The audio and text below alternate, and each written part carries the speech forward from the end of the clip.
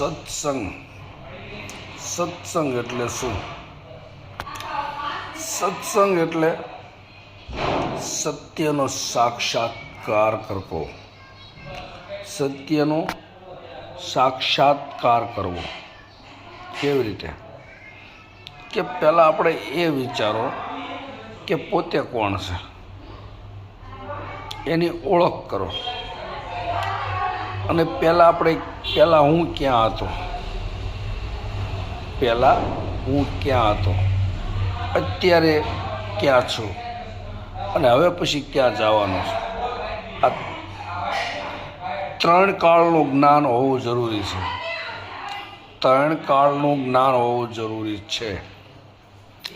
કે આની પહેલાં હું ક્યાં હતો, અત્યારે ક્યાં છું અને હવે પછી ક્યાં જવાનું છું. તો મિત્રો, સદગુરુના શરણે જઈ